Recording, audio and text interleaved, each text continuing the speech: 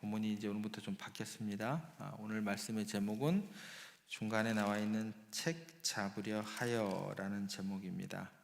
이 말씀을 통해서 우리 인생에서 가장 어리석인 낭비가 무엇인지 이 시간 함께 생각해 보고자 합니다.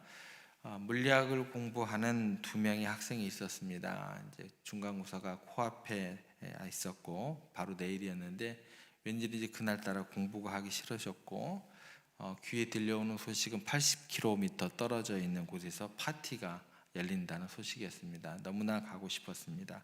그런데 다음날 아침 일찍 시험이 있다는 것도 이제 그들에게 놓여져 있던 하나의 이벤트였고, 그래서 파티에서 놀고 밤을 새고 돌아오면 아침에 아무리 서둘러도 시험 시간에 맞출 수 없는 그런 상황이었는데, 이들이 그날따라 별로 거기에 개의치를 하지 않습니다.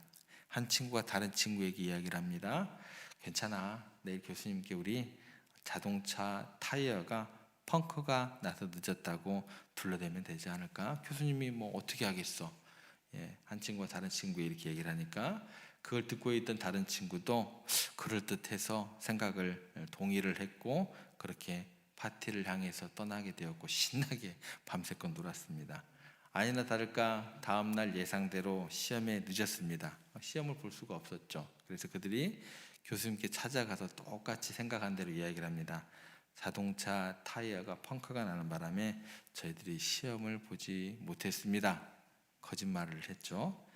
그리고 교수님께 이렇게 간청을 하게 됩니다. 우리 따로 시험을 볼 수 있도록 좀 해주세요 라고 이야기를 했습니다.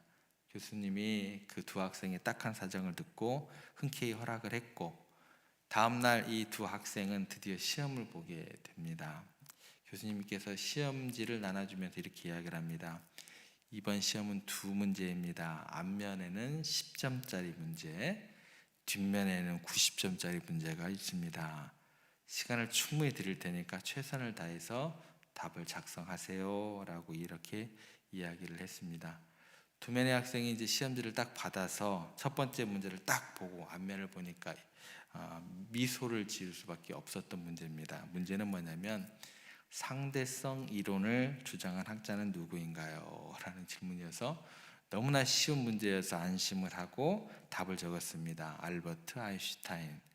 그리고 자신감이 넘쳐서 이제 90점짜리가 남았죠. 뒷면을 딱 넘겼어요.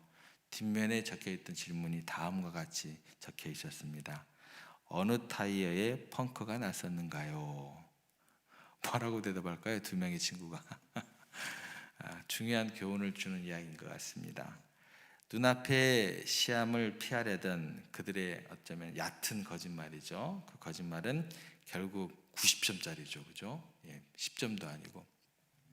어느 타이에 펑크가 났었는가? 이건 뭐 이제 서로 의논도 하지도 않고 왔는데, 예상치 못한 질문 앞에서 무력하게 무너지게 됩니다. 순간을 모면하려는 거짓은 더 큰 함정이 되어서 스스로를 올가맬 수 있다는 사실을 우리로 깨닫게 하는 이야기가 됩니다. 오늘 우리가 함께 살펴볼 마가복음 이제 말씀 속에 이와 똑같은 인간의 어리석음이 고스란히 드러나게 됩니다. 예수님을 책 잡으려는 그들의 시도, 얼마나 어리석고 덧없는 일인지 우리가 함께 좀 생각해 보겠습니다. 13절 말씀을 좀 다시 보시면 이렇게 기록되어 있죠. 그들이 예수의 말씀을 책 잡으려 하여 바리새인과 헤롯당 중에 사람을 보내매, 여기서 그들이라는 것은 이제 바로 앞에 12절까지 등장하는 이제 종교 지도자들, 대제사장들, 서기관들, 장로들을 의미합니다. 그들은 예수님의 권위에 끊임없이 도전하면서 어떻게 해선 그분을 함정에 빠뜨리려고, 또 그분의 가르침을 무력화시키고 백성들로부터 멀어지게 하려고 그렇게 혈안이 되어 있었던 그들입니다. 그들이 예수님을 거짓 교사로 몰아세우려는 아주 분명한 목적을 가지고 사람들을 보낸 거예요. 사람들을 보낸 목적은 다 이런 내용이죠. 이러한 모습은 이때만 있었던 것도 아니고 오늘날 우리 주변에서도 흔히 찾아볼 수 있는 모습이다라는 것입니다. 자신들의 기득권을 지키기 위해서 진실은 철저히 외면을 하고 어떻게 해서든지 상대방을 올무에 빠뜨리고 또 깎아내리려는 사람들의 모습과 너무나 흡사한 이때 당시의 모습이다라는 거예요. 건강한 비판과 건설적인 논의, 충분히 좋습니다. 공동체의 발전을 충분히 가져올 수 있을 만하지만 그게 사람들의 어떤 그 선한 의지와 능력 가지고 이게 쉽지가 않아요. 굉장히 어려운 작업입니다. 이게요. 가져오는데 그래도 이것은 필요합니다. 그런데 여기처럼 오직 책 잡고 비난하기 위한 시도는 결국은요 모두에게 상처로밖에 다가오지 않습니다. 그들이 사람이 보낸 의도가 명확하게 나옵니다. 뭐라고 얘기를 하냐면 예수의 말씀을 책 잡으려 하며 이렇게 되어 있죠. 그러니까 예수님의 말씀에 꼬투리를 잡아서 그리고 비난하고 궁지에 몰아넣으려는 그런 계획밖에 없다라는 것입니다. 이게 참 안타까운 게 뭐냐면 예수님의 그 가르침에 귀 기울이고 의미를 이해하려게 하기보다도 어떻게 해서든지 트집 잡아 논쟁을 벌이며 그렇게 귀한 시간 그들의 인생을 낭비하고 있다는 게 문제가 되는 겁니다. 그들의 마음속에 진리에 대한 갈망은 아니고 오직 한 분 예수님의 권위를 실추시키고 그 실추시키고자 하는 목적이 뭐예요? 자신의 입지를 강화하고 또 자신의 위치를 지키려고 하는 그런 불순한 의도만으로 가득한 인생이 되는 것, 이게 불행이다라는 거예요. 예수님의 말씀을 책잡으려고 그토록 많은 시간과 노력을 쏟았던 그들의 모습은요 금방 우리가 우스갯소리로 시작을 했던 파티의 즐거움에 빠져서 시험이라는 것을 앞에 두고 있는 그 본질을 놓쳤던 학생들의 모습하고 똑같다라는 거예요. 그냥 웃어 넘길 이야기가 아니다라는 겁니다. 영원한 생명의 말씀을 전하시는 예수님을 귀 기울이는 대신 덧없고 무익한 자신들의 귀한 생명과 또 시간을 낭비하고 있었다라는 거예요. 부유한 구원, 가난한 구원이라는 책이 있습니다. 어떻게 구원이 부유하기도 하고 가난할 수도 있을까요? 좀 제목이 좀 이상하죠, 그죠? 근데 그런 책이 있어요. 부유한 구원, 가난한 구원. 여러분들은 어떤 구원을 원하십니까? 부유한 구원을 다 원하시겠죠. 이 책이 이제 하워드 제이미 라시라는 사람이 쓴 책인데요. 거기에 이런 내용이 있습니다. 우리의 의도가 하나님을 기쁘시게 하는 것이 아니라면 시간을 낭비하는 것뿐 아니라 하나님께 거역하고 있는 것이다라는 거예요. 의도까지 살필 수 있는 사람은 어떤 구원을 가지고 있는 사람일까요? 부유한 구원을 가지고 있는 사람이죠. 그러니까 이런 얘기예요. 우리가 많은 사람들이요 잘못된 행동에 대해서는 회개를 잘해요. 그렇게 회개를 할 수 있지만 그 행동의 근본적인 원인이 되는 잘못된 목적에 대해서는 뭘까요? 그냥 쉽게 넘어가요. 간과하는 경우가 있어요. 야, 내가 이 정도로 열심히 있는 사람이야. 의도가 불순한데 그거에 대한 것들은 그냥 간과한다라는 거예요. 겉으로 보기에요 굉장히 흠잡을 데 없는 행위이다 할지라도 하나님을 기쁘시게 하려는 순수한 의도가 사라진다고 한다면 그것은 헛된 것뿐 아니라 하나님을 정면으로 뭐예요? 거역하는 죄가 있다는 것을 우리가 명심해야 된다는 거예요. 의도 자체가 불순하면요 그건 하나님을 신앙하는 게 아니고 나를 높이는 거고 내가 교만의 자리에 앉게 되는 거예요. 그래서 단순히 죄를 짓는 것만이 하나님을 거역하는 것이 아닙니다. 하나님을 기쁘시게 하려는 의도가 없이 행하는 모든 것은 불순한 것이 되는 것이고 인생을 헛되이 낭비하는 행동이 되는 것이고 더 나아가 하나님을 반역하는 것과 같다라는 그런 가르침이 되는 겁니다. 바리새인과 헤롯 당의 의도는 결코 하나님을 기쁘시게 하는 것이 아니었습니다. 그들의 마음속에는 뭘로 가득해요? 하나님을 사랑함이 있는 게 아니고 예수님에 대한 시기 질투, 이게 자리를 하게 되는 거예요. 그리고 자신의 권위를 지키려는 탐욕이 자리를 하게 되는 거예요. 그러니까 잘못된 의도가 가득한 거라는 거예요. 그러면서도 어떻게 돼요? 나는 성전을 지킬 수 있는 거예요. 내 자리를 지킬 수 있는 거예요. 제사장 자리를 지키면서 다른 사람들에게 그렇게 보이도록 행동할 수 있다는 거예요. 그 안에는 뭐가 가득한데? 하나님을 사랑함도 없고 예수님을 나의 주님으로 고백함도 없는데 시기심과 질투와 탐욕으로 가득 차 있는데, 권위의식으로 가득 차 있는데 그렇게 할 수 있다는 거예요. 그러니까 여러분들이 보이는 그 행동 자체가 하나님을 신앙하는 게 아닌 게 될 수도 있다는 거예요. 뭐가 잘못되어 있으면, 의도가 잘못되어 있으면, 그죠? 잘못된 의도로 행하는 모든 행동은 겉으로는 와, 야, 저 목사님 굉장하다, 네, 그렇게 얘기할 만해요. 겉으로는 종교적인 열심으로 잘 포장할 수 있어요. 그죠? 근데 속내는 어때요? 텅 비어 있어요. 텅 비어 있어요.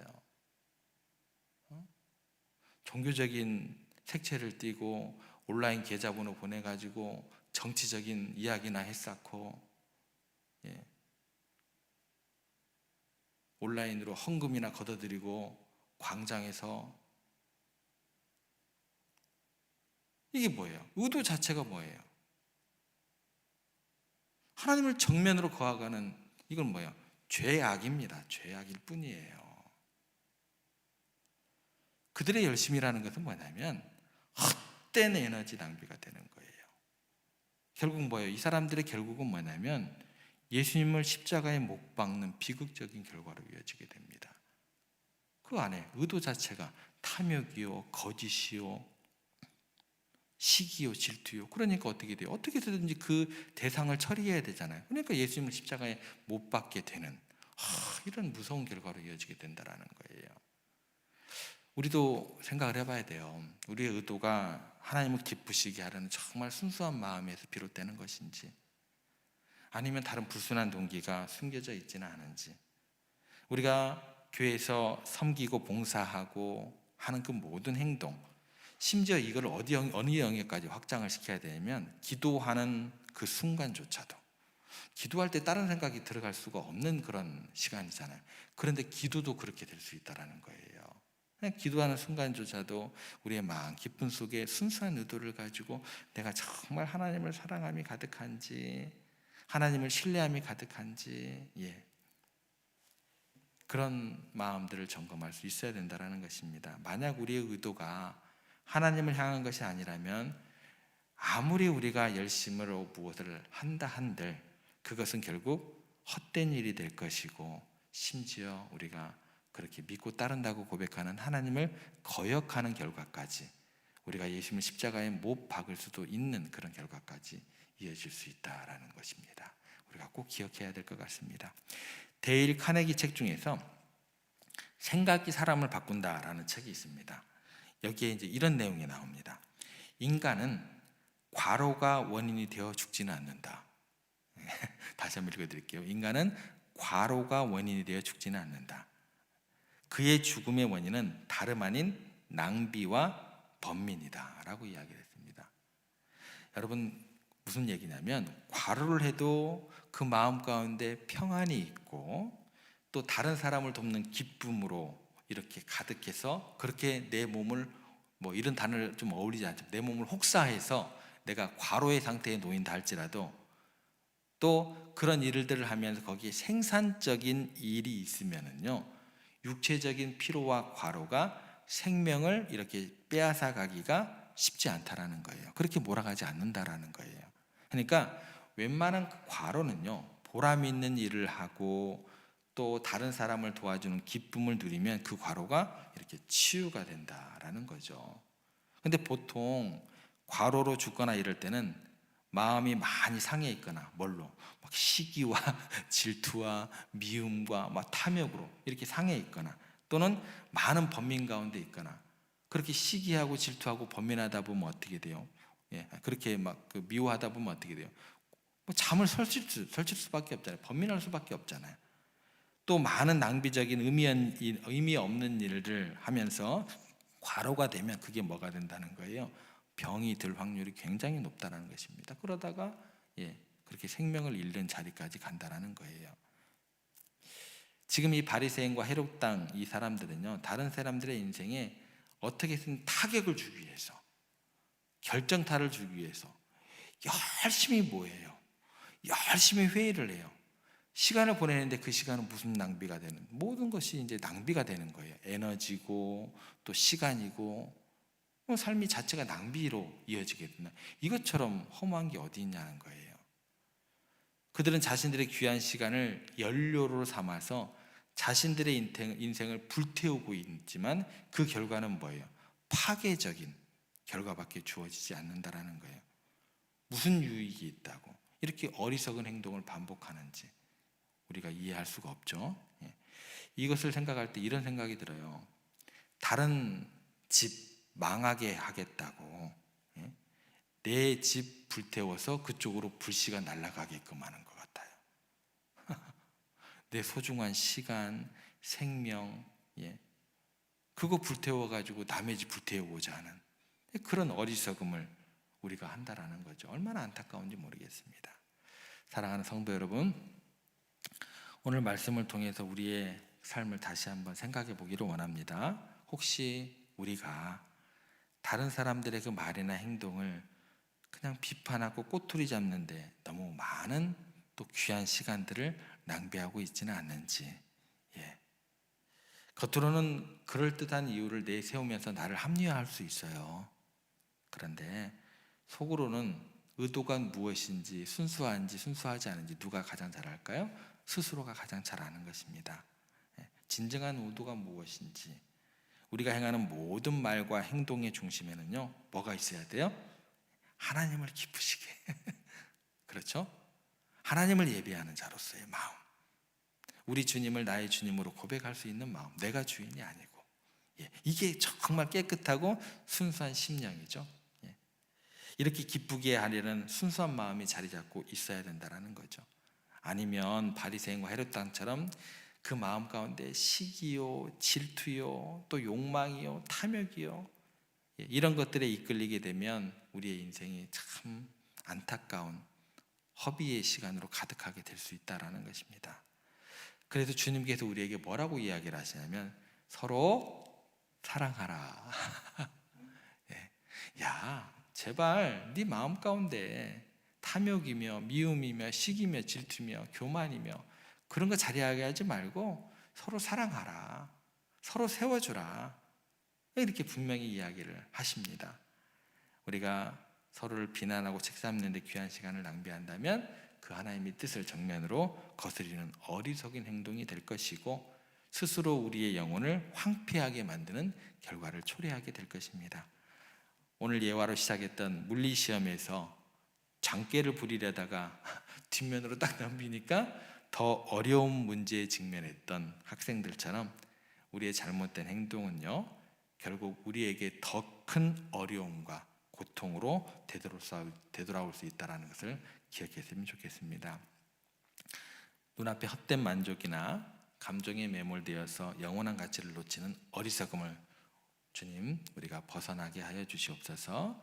바리새인과 헤롯 왕처럼 부정적인 일에 귀한 시간, 에너지 낭비하는 대신 우리가 하나님을 기쁘시게 하고 그렇게 다른 사람을 세우면서 우리가 기쁘고 성도들이 행복한 그리고 복된 일에 우리의 모든 것을 쏟아부어야 할 것입니다. 우리의 모든 순간을, 오늘 하루의 모든 일상을 하나님께 기꺼이 드리면서 복된 삶을 오늘 하루도 영위하시는 여러분들 되시기를 주님의 이름으로 부탁을 드립니다.